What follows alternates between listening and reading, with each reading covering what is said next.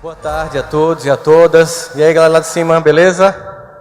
Muito bem, uma alegria estar aqui com vocês novamente, gente. Primeiro porque falar no Nordeste é falar em casa, né?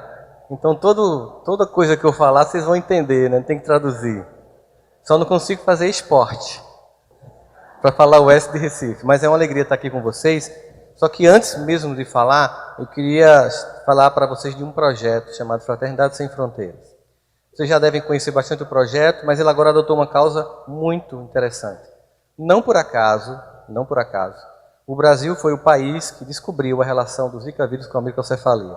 Não por acaso, a maior parte das pessoas envolvidas com isso são espíritas.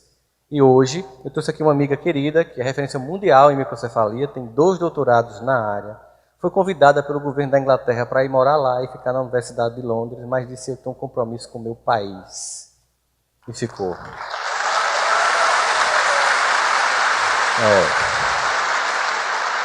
Ela é espírita, é pesquisadora, é uma médica que faz ciência médica, tem sido referência no mundo inteiro, entrevistada pelas redes de TV de todo mundo lá em Campina Grande. E agora a gente tem um grande trabalho pela frente, que é ajudar essas famílias, que equivocadamente algumas pessoas pensam que os recursos para as crianças com microcefalia são grandes. Vamos combinar, não tem nada com recurso no país hoje em dia, né? O que a gente puder fazer, e não apenas esperar que os órgãos públicos façam, significa dizer que a gente saiu de um conceito de caridade para uma prática caritativa. Mas existe uma história tão bonita, no primeiro caso de criança com microcefalia, que vocês precisam ouvir da própria Adriana Mello. Adriana, minha amiga, vem cá.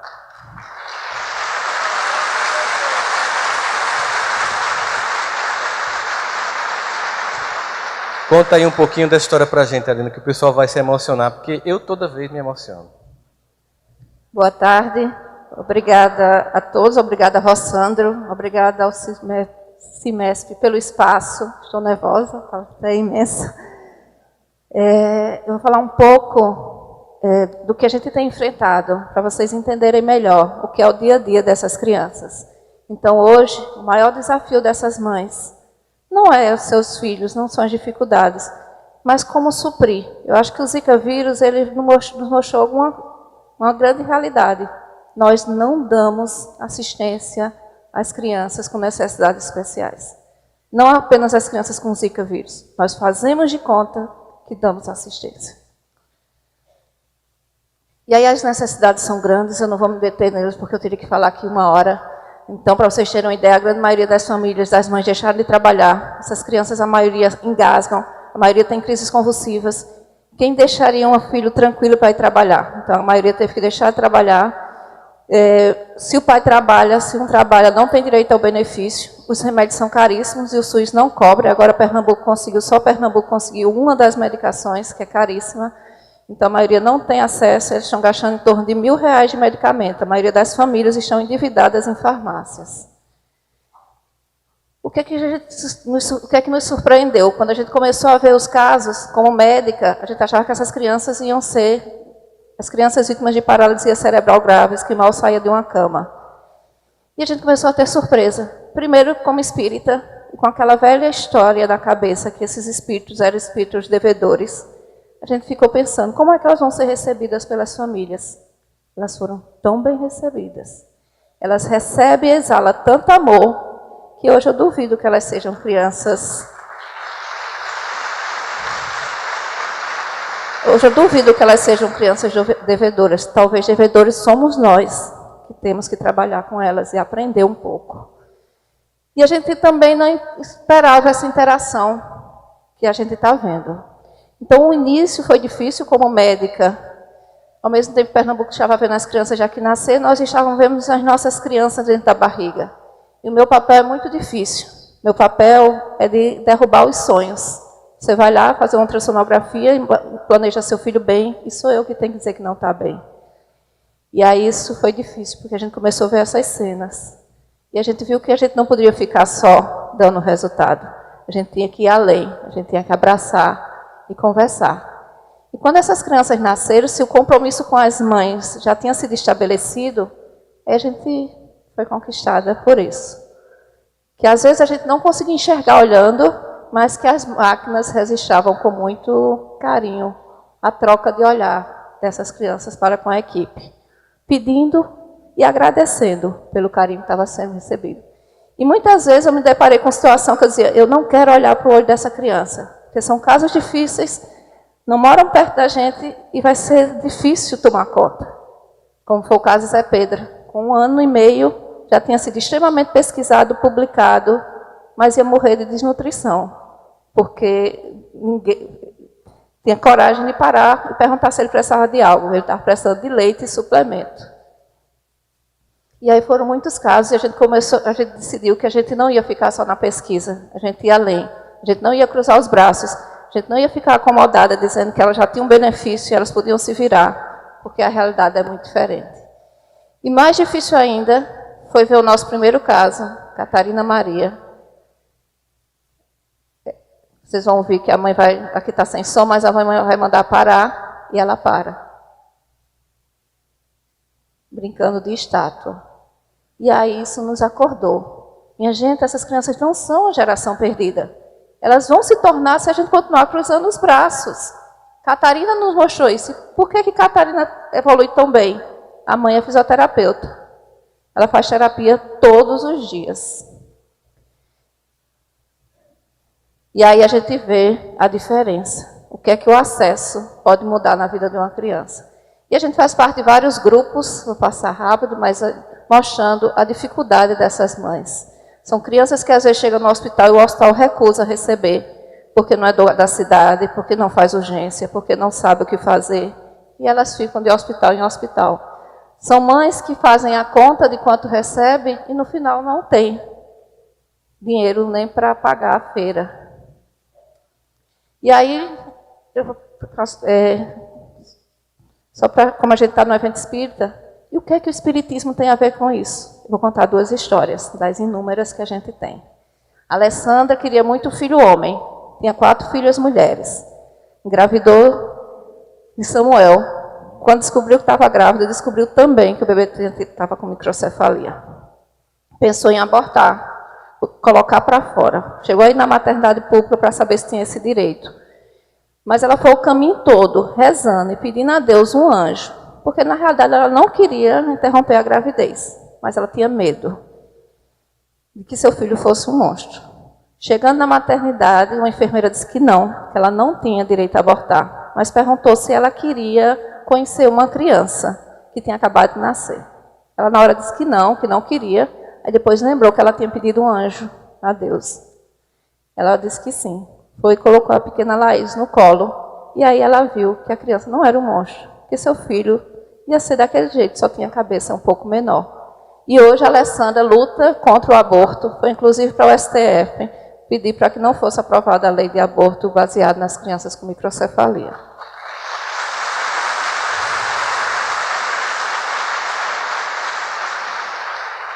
O segundo caso, João Guilherme. João Guilherme foi nosso segundo caso. O primeiro foi Catarina Maria, o segundo João Guilherme.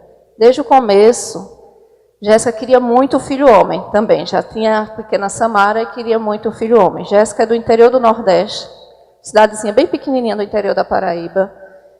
E ela queria muito filho homem. Também descobriu, junto com o sexo, que João Guilherme viria, mas viria com um grande problema, provavelmente relacionado ao Zika vírus.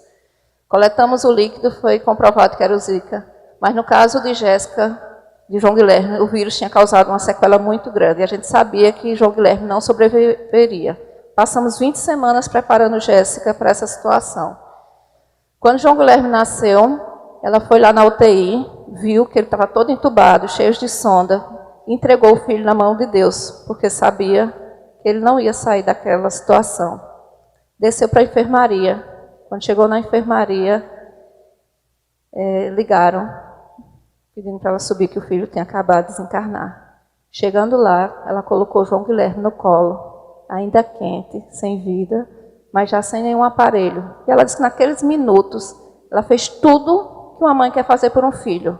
Abraçou, beijou, cantou, fez tudo. E quando a avó da criança falou em enterro, ela disse, espera aí, João Guilherme veio com uma missão na Terra. A missão dele é esclarecer a ciência. É fazer com que nenhuma outra mãe passe pelo que eu estou passando.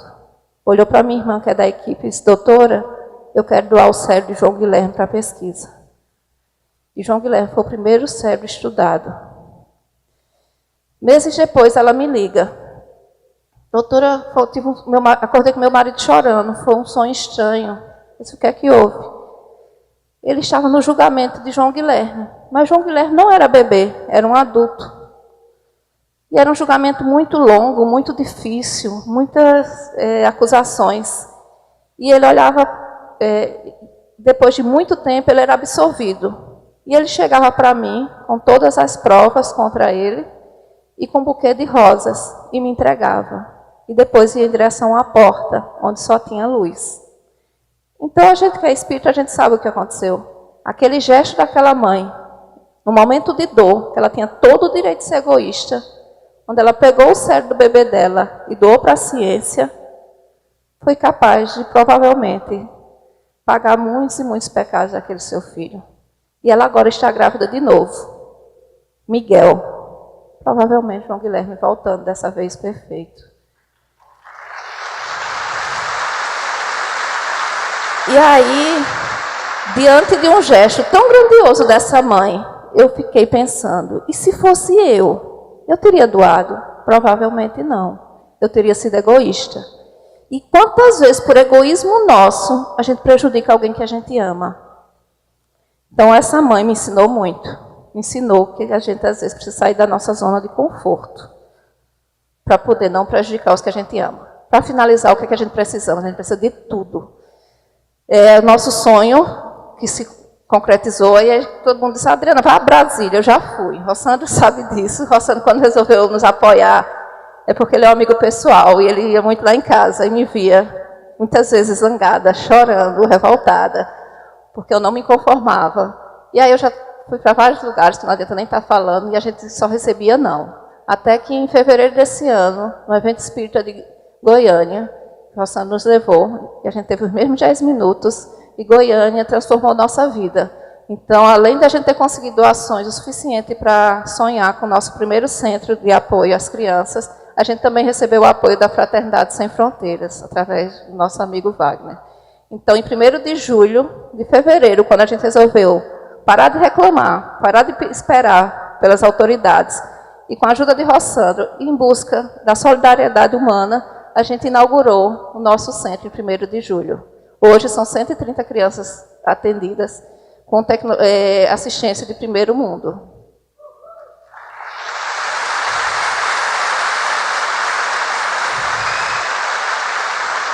Infelizmente, a gente hoje só consegue atender 2 crianças ao mesmo tempo, quando a nossa capacidade instalada é de 8 para atender 8 crianças.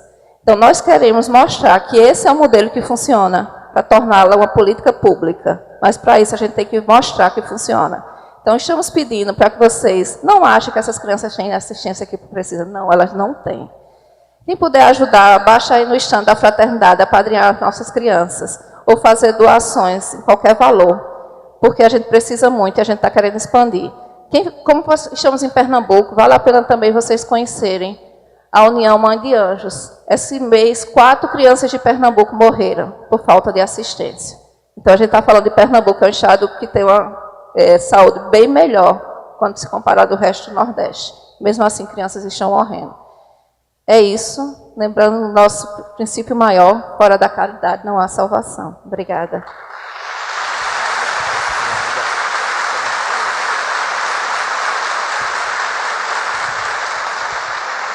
Pois é, gente.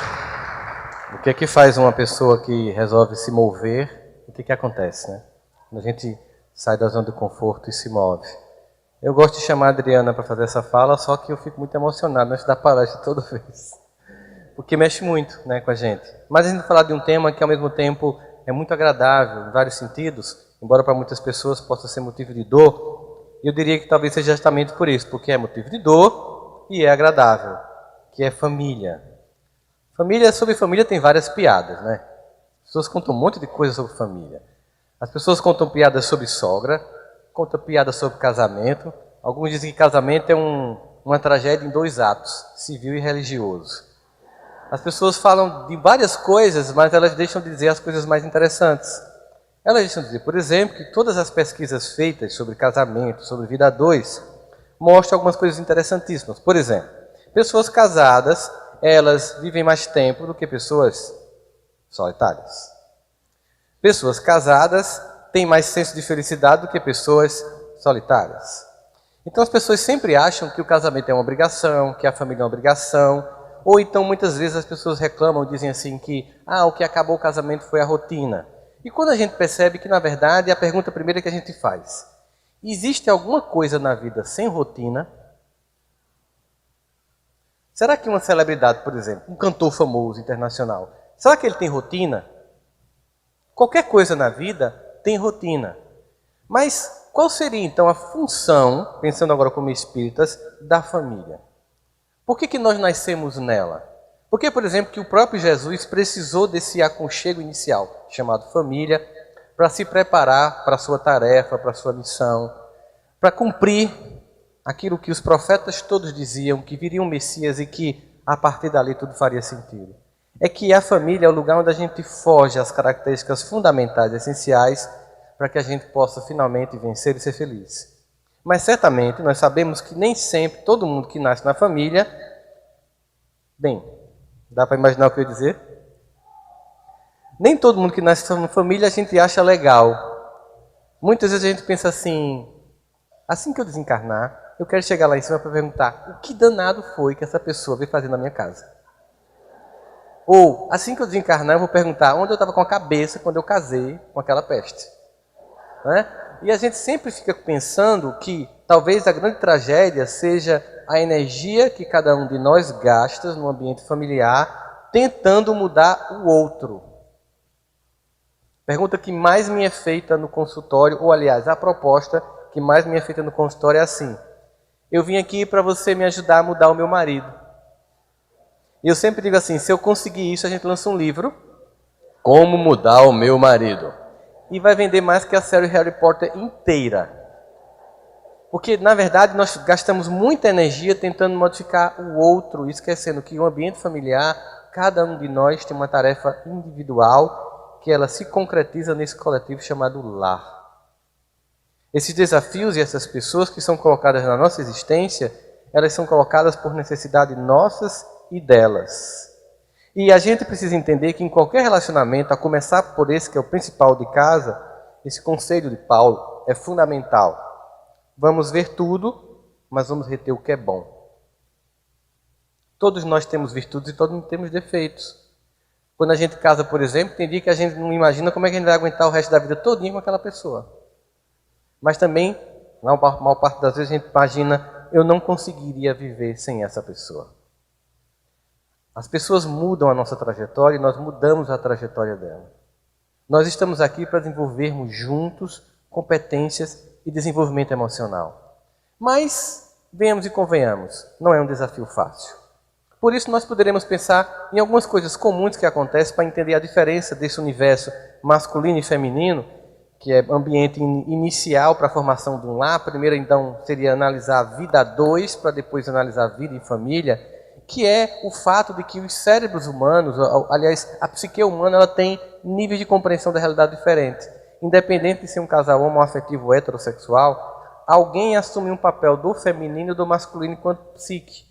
E por isso mesmo tem algumas características muito comuns, que são motivos de conflito, e tem vários livros que falam sobre isso, e que muitas vezes, se a gente tiver um pouquinho de paciência na análise, a gente vai entender que é de cada um esse comportamento.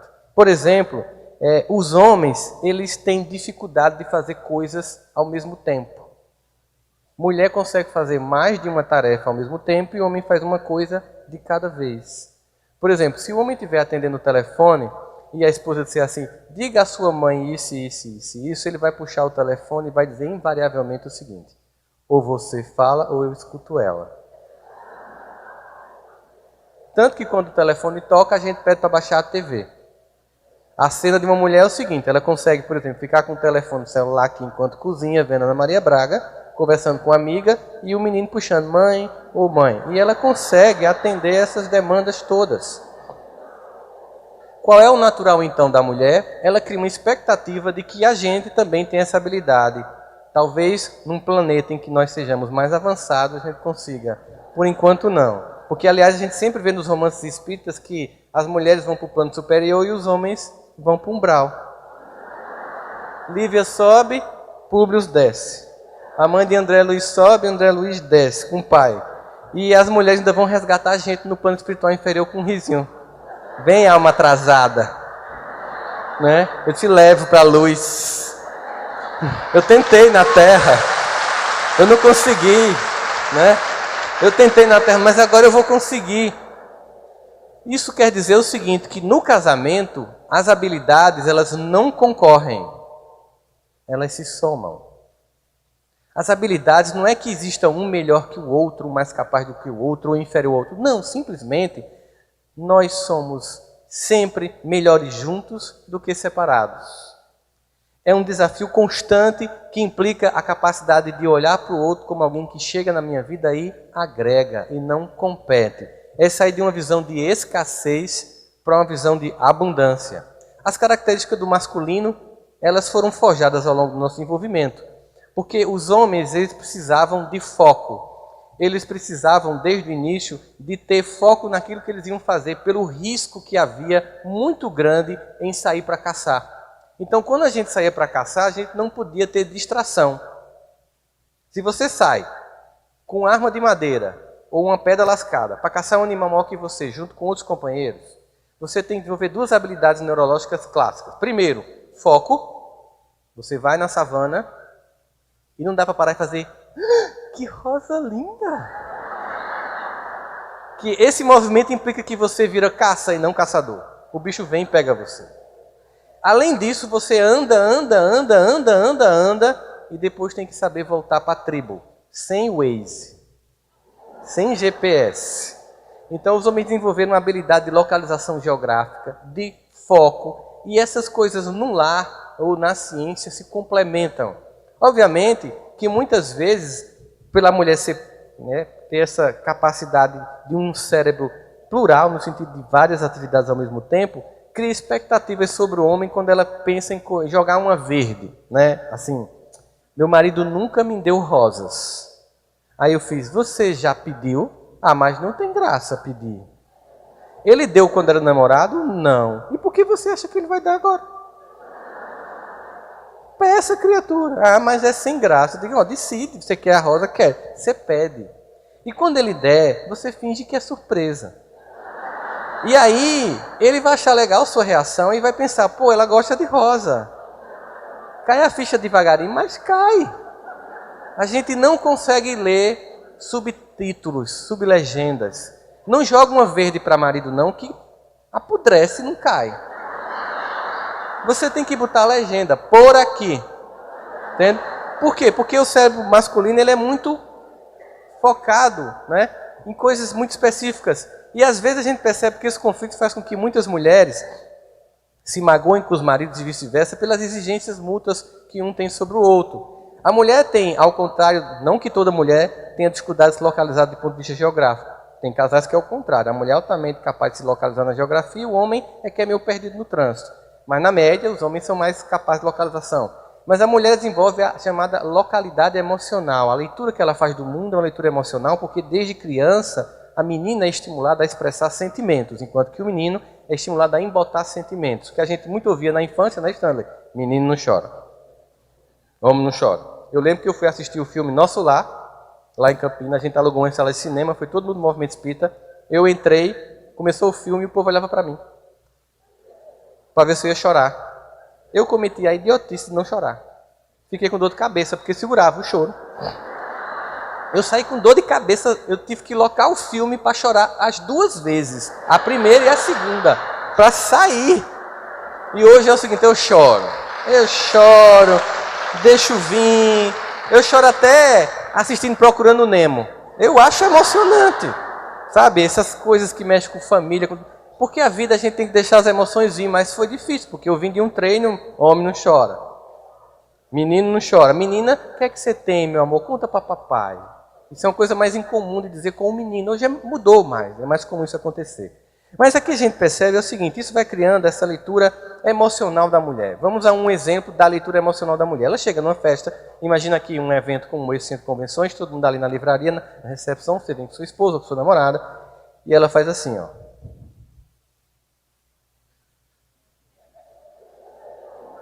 Aí para perto de você e faz, tu viu? Mas o interessante é o quanto ela consegue narrar desses 5 segundos. Porque a mulher, ela percebeu nesses 5 segundos quem está com o clima com quem está com o pé do cabelo preto, quem está com a roupa da festa passada. Ela consegue ver tudo isso, ainda consegue ver quem está olhando para o marido. Estou de olho em você, o cara nem viu ainda.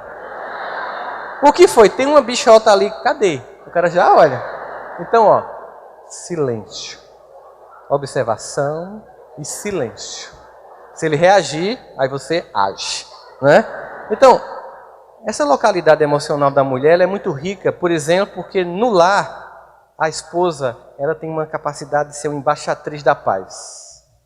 Muitas vezes, alguma educação masculina mais rígida exige que a mãe venha ali como anteparo entre os filhos e os pais, para que a gente tenha um lar mais dulcificado. É impressionante que toda sociedade que persegue a mulher, ela se torna medieval, e toda sociedade que dá espaço ao feminino, ela se torna de ponta.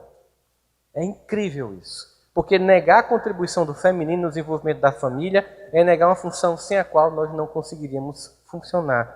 Quando Kardec pergunta, então, pensando nisso, por que a gente tem que passar pela infância?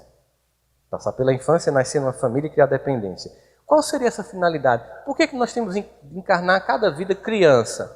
Olha, por que Kardec fez essa pergunta? Kardec era um homem de ciência. Então você há de imaginar que ele pensou, não podia já nascer com PhD na próxima vida? Então eu tenho que começar tudo de novo, beabá, beebé, beibi, cobrir letrinhas. Gente, o que é estudar cosseno e cotangente? Você tem que esquecer quem foi na outra vida para poder suportar isso. Por isso apaga a memória. Mas na verdade é porque no processo de desenvolvimento humano nós ficamos em pé antes do tempo. E como nós ficamos em pé antes do tempo, os bebês começaram a sair antes do tempo de estar pronto. Com isso também, muitas mulheres morriam no parto pelo tamanho da circunferência da cabeça do bebê. E aí a natureza, por sua seleção natural, fez com que as mães tivessem bebê antes de estarem prontos. Ao contrário dos outros animais que quase todos já nascem prontos, você percebe, o cavalo nasce, já começa a andar e sai. Os outros animais respondem a instintos básicos. E o bebê, ele é completamente indefeso, porque ele não nasceu pronto, ele está em processo de acabamento.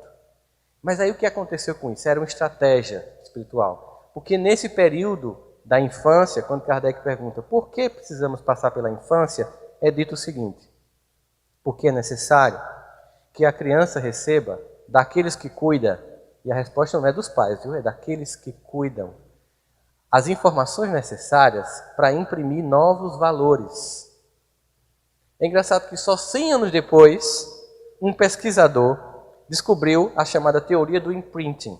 Ou seja, é durante a infância que nós temos uma época propícia para imprimir certos valores e comportamentos. Passada essa época, o indivíduo não se humaniza mais. Por exemplo, aquelas crianças que foram perdidas nas florestas, nas explorações das Américas e da Ásia.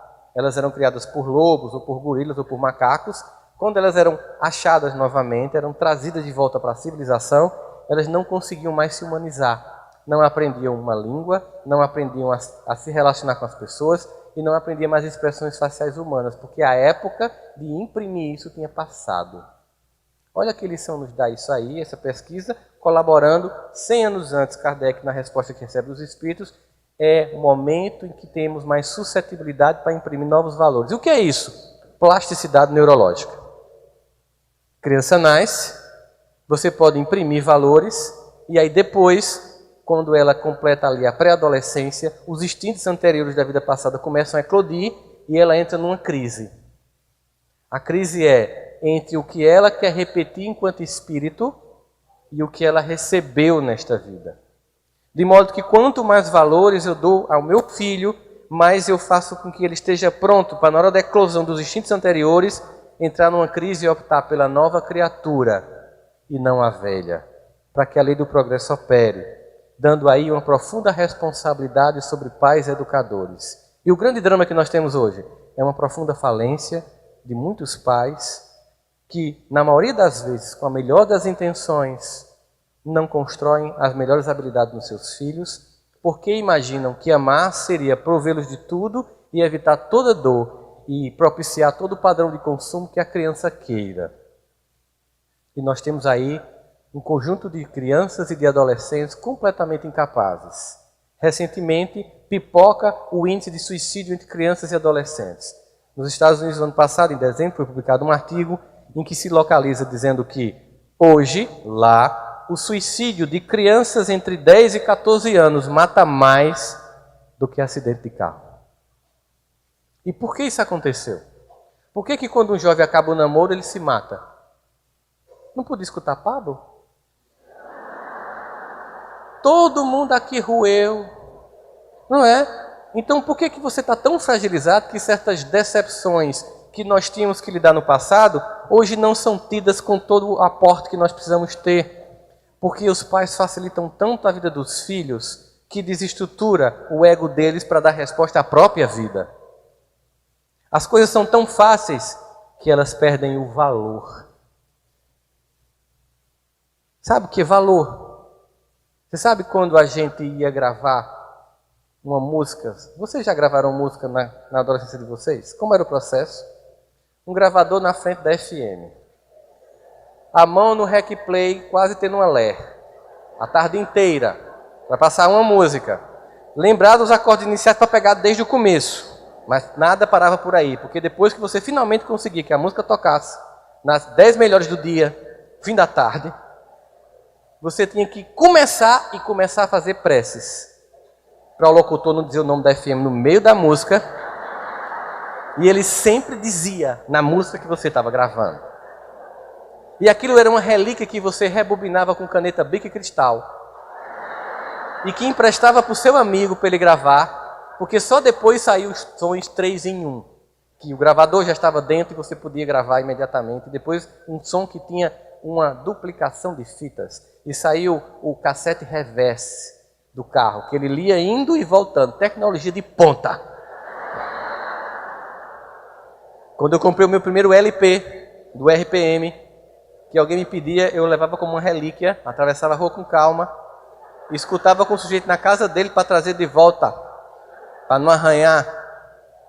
E hoje, quantas músicas a gente tem, por exemplo, no Spotify? Você nem escuta, porque ficou fácil. Portanto, a vida em família, ela tem que ser uma vida vivida com realidade, com aceitação das coisas como elas são. A decepção vem fruto de um infantilismo de esperar do outro aquilo que o outro não pode dar. Família é o que ela é, com dificuldades, com dores, com angústias. São aqueles pais que na adolescência você acha que você está pagando mico, porque ele vai lhe pegar no colégio. São aqueles que você não quer que ele veja e você muitas vezes pensa, poxa, que significado essa pessoa tem para mim quando você amadurece um dia? Você tem que devolver para Papai do Céu essas pessoas que você achou a vida insuportável por causa delas. E quando você está ali tocando, você lembra do significado que elas têm para você. Vida em família é uma vida cheia de desafios, vida em que a gente pode estar junto e a gente pode construir novas possibilidades, mas que eu não posso imaginar que é um lugar de fantasias. Quantas pessoas pensam que família é como propaganda de margarina, que todo mundo amanhece feliz num segundo de manhã para ir trabalhar? A vida em família é um desafio constante. Nenhum de nós seríamos o que nós somos se não fosse o resultado de muitas pessoas. Nenhum de nós estaria aqui sem que o amor de muita gente tivesse acontecido para que nós estivéssemos aqui. Nós não temos noção da quantidade de amor e de cuidado derramado por Deus para preparar o caminho que a gente chegasse aqui. A maior parte das pessoas reclamam dos pais, dizendo que não amaram, que não deram atenção, e não param para perceber o que eles tiveram como pais, para se perguntar se eles não deram mais do que eles tiveram. Porque muitas vezes as pessoas chegam reclamando do pai e da mãe e não percebem que eles vieram de uma vida tão mais dura, tão mais sofrida. E talvez uma música de Djavan possa nos fazer entender o que é isso. É quando ele diz assim, sabe lá o que é não ter e ter que ter para dar. Sabe lá. Sabe lá o que é ter passado fome, frio, miséria, angústia, dor, decepção e ter dado ao filho mais do que o que você teve. Sabe o que é ter passado num estrada de barro, asfaltar para o filho passar e quando ele vê um buraco reclamar e dizer, você não cumpriu o seu papel? Sabe o que é uma pessoa ter, por exemplo, 7 filhos, 10 filhos e alguém chegar no consultório e dizer, minha mãe não me dava atenção? Eu disse, com 10 filhos é uma creche. Como é que ela vai dar atenção? Quando você dizia, mamãe, eu estou com febre, o outro caía. Será que você não percebeu que o mundo não girava em torno de você? E até hoje você está com um discurso de carência, apenas cobrando de alguém que nos é solicitado, no mínimo, algo fundamental. Se você não ama, honre o seu pai e a sua mãe. Porque nós não estaríamos aqui se eles não tivessem decidido que isso acontecesse. E mesmo que a gente tenha sido abandonada no dia que nasceu, somente o dom da vida nos tornou devedor eterno dos nossos pais.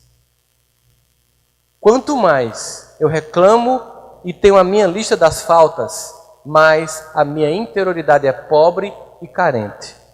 Quanto mais eu observo que cada um pode dar e agradeço, mas a minha interioridade se fortalece. É quando eu olho para as pessoas e percebo que eu aprendi com elas em todas as circunstâncias. Que elas me ensinaram até quando erraram. Muitas vezes os nossos pais caem em buracos para nos dizer aonde não passar. E isso é amor. Não é amor romanceado. Não é aquele amor com ilusão. É dizer, olha, eu errei e te mostrei que por aqui não vai passar. Não faça o que eu fiz. E a gente começa a perceber que diante dessas pessoas, o maior sentimento que nós devemos ter é o de gratidão por tudo que nos foi ofertado, por tudo que nos foi possibilitado. A gente sempre imagina essa cena de família e fica pensando assim, o quanto amor ainda eu não percebi e não li. E aí eu começo a perceber como Paulo nos dava esse conselho, em tudo dai graça. Em tudo dai graça. Mas Paulo, tem hora que tem coisas que eu reputo como desgraça. Como é que eu vou dar graça àquilo que eu reputo como desgraça? Talvez porque fosse hora de, mais maduro, avaliar que a desgraça é uma leitura infantil da graça ainda não percebida. Isso fica muito fácil de entender quando a gente pensa o seguinte.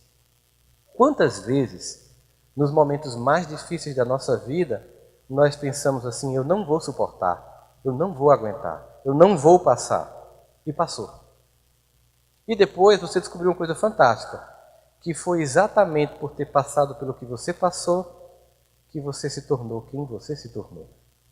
Foi exatamente por ter vivenciado algumas experiências, algumas dores e algumas angústias, que hoje você pode ultrapassar dificuldades muito mais difíceis. Que na verdade não existia na família por parte de Deus um capricho sádico de impedir que você crescesse, mas o contrário, um amor incontido de lhe forjar a pessoa capaz de enfrentar as dificuldades da vida que estão para cada um de nós e não para uns. E aí quando Kardec pergunta, por que passar pela infância? Para isso, para receber dessas pessoas, imperfeitas como elas são, para receber delas o que elas podem dar, para delas extrair o melhor que nós podemos e construirmos uma vida ainda mais capaz. É impressionante como às vezes dos filhos existe uma arrogância de não reconhecer a grandeza dos pais. Eu encontrei um ex-aluno meu da universidade, e aí eu perguntei, e aí como é que você está? Ele filho do empresário. Ah, daquele jeito, você sabe, né? Meu pai é um bronco, é um ignorante, eu tenho toda a capacidade de fazer a empresa prosperar e ele não deixa. Você não sabe, né? Eu tenho MBA disso, eu tenho pós-doc daquilo, eu fiz o MBA em gestão de negócio na Universidade de Harvard, mas ignorante do meu pai não me deixa mostrar o meu potencial. Aí eu perguntei, que legal. Me diz uma coisa, quantos anos você tem? Ele disse, 30. Então me diz uma coisa, quando teu pai tinha 30 anos, como estava a vida dele? Ele disse, quando meu pai tinha 30 anos, meu pai já era meu pai, dos meus irmãos também, já tinha uma empresa com mais de 1000 funcionários. E eu disse, e você, com sua Harvard, tem uma banquinha de jornal?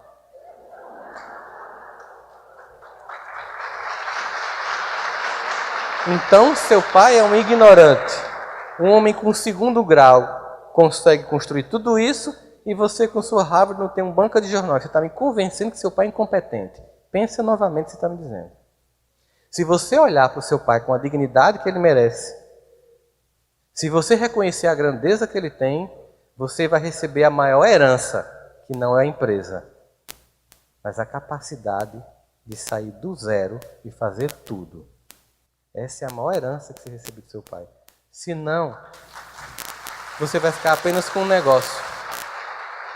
É preciso dignidade e honra para as pessoas que vieram antes de nós. É preciso obediência para as pessoas que vieram antes de nós, para depois poder fazer melhor que eles. Porque não pensem que o sonho dos pais é que nós sejamos melhor que eles. Eles querem que a gente seja mais bonito, mais inteligente e mais capaz. Esse é o sonho dos pais. Mas para isso, nós temos que olhar com a grandeza de quem vê o papel e a função daquela criatura. Uma vez eu estava falando com alguns jovens, num evento espírita para jovens, e um perguntou para mim assim: qual foi o sentimento de Pedro quando negou Jesus? Aí eu pensei, poxa, por que ele fez uma pergunta tão difícil? Né? Aí eu pensei, como é que eu posso dar um exemplo? Porque não adianta aqui eu tentar definir psicologicamente. Eu disse assim, imagine então que a sua mãe vai lhe pegar no colégio. Você está 14 anos. Mãe pegar no colégio com 14 anos é mico geral. Né? Entrar e sair com você de mão dada é morte de mico geral. Você nunca mais é gente na escola, não é assim? Mas imagine que sua mãe está naquele dia que ela simplesmente chegou na escola com a roupa suja, os cabelos em pé, quase como com o avental todo sujo de ovo. Sai com aquela cara, olho esbugalhado de desespero, procurando a cria. Você olha para ela, os seus colegas, tua mãe? Não, nem a minha mãe não. Tem certeza que ela é a tua mãe? Não, minha mãe. Aí quando ela olha na sua direção, você vira e sai de costas. Chega em casa, ela chega antes de você, porque você vai a pé, e ela diz para mim, meu filho, pelo amor de Deus, graças a Deus que você chegou. Você não sabe a angústia que eu estava. Eu fui no colégio e não lhe vi, mas agora eu estou em paz porque você chegou. Meu filho, você é o amor da minha vida. Como é que você fica depois dessa? Não é nada perto do que Pedro sentiu. Mas significa dizer que muitas vezes a gente quer idealizar pais e mães. A gente pensa que, meu tio seria um pai melhor para mim. O vizinho tem um pai tão massa, uma mãe tão legal.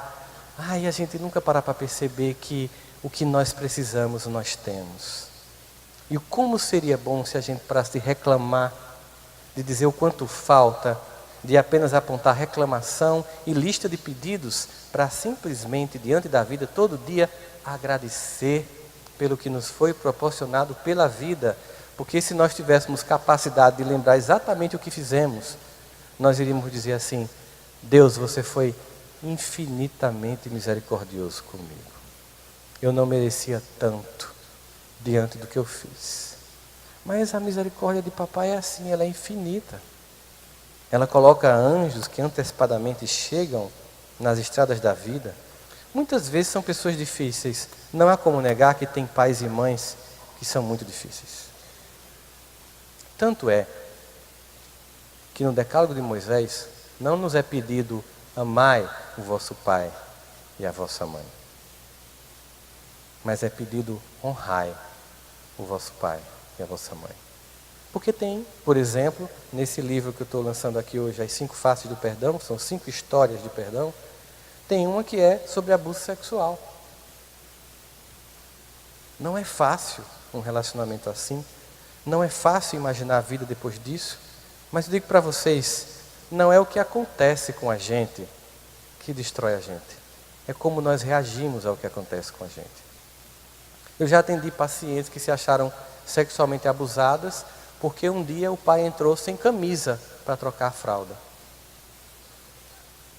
E ficaram com a vida paralisada até a fase adulta com o sentimento de abuso. E já atendi pessoas que foram literalmente abusadas e que se reergueram, perdoaram e tocam no assunto como se falasse de um outro personagem. Mostrando que não é o evento nem a pessoa, mas a forma como eu absorvo o que acontece do que vem de fora. Estando sempre dentro de mim, a capacidade de resolver e de equacionar a história da minha vida. Estamos sempre com essa possibilidade nas mãos. Família é um lugar de desafio, é um lugar de crescimento mútuo, mas é um lugar da gente observar as pessoas e ver a dignidade de cada uma delas. Aprender com quem erra. Já imaginou isso como prova de amor?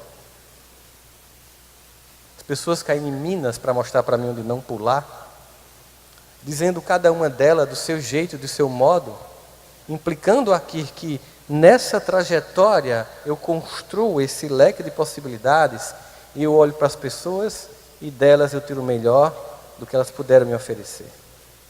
E isso me fortalece, isso me engrandece, isso me torna capaz. Todos os dias nós somos bombardeados de pessoas que dizem que seriam melhor do que nós mesmos. Muitos de nós, por exemplo, se sentem inferior e incapaz, se sentem impotente, porque na verdade está fragilizado, porque se eu resolvo dizer que eu odeio meu pai ou eu odeio a minha mãe, significa dizer que eu sou uma árvore que cortou metade da raiz. E qualquer árvore que cortar metade da raiz, tomba. Porque cada célula da gente tem uma participação dessas criaturas. Eu não posso apagá-las de mim sem apagar a mim mesmo. Por isso que esse é o único mandamento que tem bônus. Enquanto que os outros é sobre o que você não deve fazer, não matarás, não roubarás, esse é sobre o que você deve fazer. Honrai o teu pai e a tua mãe. E é o único que tem bônus, porque terás os teus dias acrescentados na terra que Deus te deu. É impressionante notar como pessoas que têm conflitos familiares desencarnam mais cedo. E quanto pessoas que têm harmonia familiar demoram e têm uma vida longeva. Porque elas estão amando e honrando no seu próprio corpo a herança, não só genética, mas espiritual, que recebe da sua família. E é por isso que nós estamos aqui, para construir esse desafio. É fácil. Mas, só para você ter uma ideia, as pesquisas têm mostrado que nós temos um chamado viés de negatividade. É descoberta recente. Nós temos uma tendência de enfatizar coisas negativas. Por exemplo, há uma tendência da gente de lembrar de 5 coisas ruins para lembrar uma coisa boa. Por que isso? Porque nós vivíamos sob tanto risco no passado, que a gente tinha que estar sempre atento ao perigo. Então nós desenvolvemos uma hipermemória do ruim e uma memória frágil do bom. Só que hoje a vida é um pouco mais segura do que foi no passado. Desconsiderando a violência urbana que a gente vive, mas no passado era muito mais difícil. Chegar aos 20 anos era talvez a idade máxima que alguém conseguia. E hoje nós temos que fazer um inverso disso. E é solicitado, por exemplo, que eu possa ter uma atividade que me dê garantia de aumentar a minha memória de coisas boas. E aí vocês vão ver uma experiência disso. É fazer agradecimento à vida. Agradecimento à vida. Eu queria que vocês, em 5 minutos, procurassem alguém que vocês amam aqui agora no auditório. Pode levantar se quiser e diga tudo que você agradece por ela fazer parte da sua vida. Vamos começar? Agora. Levanta, se desacomoda. Fala para o lado, para o estranho. Se a pessoa não está aqui, diz para ela no teu coração. Se a pessoa está desencarnada, diz para ela no teu coração. Fala para a mamãe que já foi. Abraça. Agradece. Vive essa experiência. Sente dentro de você.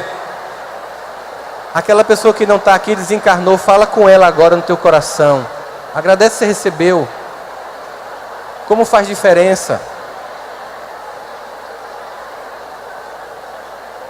Muito diferença. Cuidado, não é para rolar um clima não.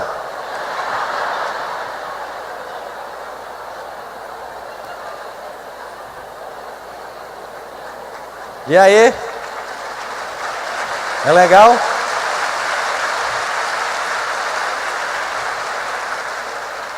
Quando você chegar em casa hoje à noite, você vai fazer mais um exercício. Você vai ligar para alguém que há muito tempo você não liga e dizer tudo o que ela representa para você. Se você não tiver coragem, passa um WhatsApp, uma declaração de amor.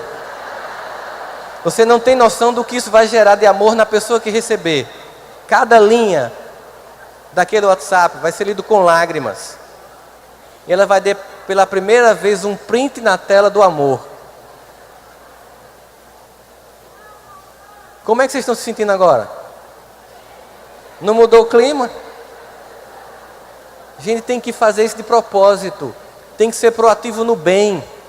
A gente não pode amanhecer o dia, ligar a rádio aí. Final de semana sangrento na Grande Recife. Não, de manhã já agradece a vida. Agradece o motorista do ônibus que te leva para a universidade. Você está de carro porque está no ar-condicionado. Tudo é uma dádiva de Deus, porque nada nos pertence. Tudo é motivo de agradecimento e de alegria. É preciso parar de chorar, feito uma criança que acha que tem a maior dor do mundo, e reconhecer tudo o que foi dado. E esse sentimento não é que ele vai apagar as dores que eu sinto, as angústias e os medos e os traumas que eu passei, mas é porque eu não vou dar apenas importância a eles, porque eu vou lembrar dos amores, do afagar de rosto, do aperto de mão, do vai lá, você consegue, da professora chata que por causa dela eu aprendi a usar cedilha. Porque eu descobri que era o primeiro C que tinha rabinho e não o segundo. Tudo isso é um conjunto de coleção de amor que vai chegando aos nossos corações. Para que a gente olhe para a vida e perceba que, pai, eu tenho muita coisa ainda que eu quero te pedir. Vamos combinar que eu ainda sou meio pidão, mas, cara, como eu tenho coisa para te agradecer. E eu não sei nem a quantidade de coisas, porque as bênçãos que eu nem tive percepção de ver, o amor que eu nem tive condição de perceber, ainda assim é derramado todos os dias sobre a minha vida. E assim, com pessoas imperfeitas que fazem da minha família, eu também, um membro imperfeito que sou, do nosso jeito, um dia com raiva, um dia com irritação, um dia com mau humor, outro dia não, continuarmos junto nesse grande projeto chamado família. Não desistirmos de estarmos juntos apesar das dificuldades, porque isso é o que nos torna humanos. Isso é o que nos forja como espíritos, que juntos um dia conseguiremos amar de forma grande a nossa família, de forma madura a nossa família, e depois a gente vai transbordar de amor a um ponto que vai, sabe, saindo esse amor e pegando vizinhos, pegando outras cidades, outras culturas, outras religiões, outros países, outras formas de expressão de vida, para que a gente veja finalmente instalada a grande paz universal. Porque a minha experiência de pacificador do lar é que me capacita para ser um pacificador da vida. Porque não adianta discursos bonitos e ser capaz de salvar as baleias se eu sou incapaz de salvar o meu casamento. Porque é neste lugar onde eu tenho a minha principal tarefa e missão na vida. São essas pessoas que mais necessitam de mim e são delas que eu mais necessito. Elas é que fazem a diferença. Elas são que me acolhem no momento de dor. Tudo bem que de vez em quando o pai ainda diz assim, eu falei que ia dar errado, mas acolhe. O importante é que são essas pessoas que estão junto de nós. Nessa vida que a gente vive hoje, existe tanta tendência, né, das pessoas quererem criar fantasias. Por isso, a palavra sobre família e sobre vida, porque é a grande família universal, que dá a ela a capacidade da gente viver uma experiência mais madura, é sair desse infantilismo de criação de famílias de ficção, para aceitar a vida como ela é, as pessoas como elas são, e agradecer a vida. E aí eu ia convidar vocês agora para encerrar cantando uma música comigo. O que vocês acham? Uma música conhecida. Vou chamar aqui meu amigo Mateus. Vem cá. Me ajuda aqui, Mateus, com seu violão maravilhoso. Vocês vão cantar comigo uma música juntos. E como eu sou péssimo de decorar, eu vou fazer uma colinha aqui para mim, porque eu sempre olho. Mas é conhecida, é só por uma questão de segurança. Porque vocês não sabem como a gente fica nervoso aqui em cima, com um rodo de gente olhando para a gente. Então vamos ver se vocês conhecem essa música, porque eu queria que vocês cantassem ela dedicando a alguém. ou a muitas pessoas. Eu queria que você cantasse essa música lembrando dessas pessoas imperfeitas, mas que por causa delas a vida da gente é uma outra vida, é muito melhor. Estamos aqui só testando. Eu tenho tanto pra te falar, mas com palavras não sei dizer como é grande o meu amor por você. E não há nada pra comparar, para poder te explicar como é grande. Vamos só nós, só violão. O meu amor por você. Nem mesmo o céu, nem as estrelas, nem mesmo o mar e o infinito não é maior que o meu amor, nem mais bonito. Me desespero a procurar alguma forma de lhe falar como é grande o meu amor por você. Nunca se esqueça nenhum segundo que eu tenho amor maior do mundo. Como é grande o meu amor por você. Nem mesmo o céu, nem as estrelas, nem mesmo o mar e o infinito não é maior que o meu amor, nem mais bonito. Me desespero a procurar alguma forma de lhe falar como é grande o meu amor por você. Nunca se esqueça nenhum segundo que eu tenho amor maior do mundo. Como é grande o meu amor por você. Mas como é grande o meu amor por você. Deus nos abençoe ricamente e a família de cada um de vocês. Receba essa energia e esse amor que está no nosso coração. Nós temos muito mais motivo para agradecer e amar do que para reclamar e pedir. Não vamos esquecer disso. Muita paz a todos. Muita paz.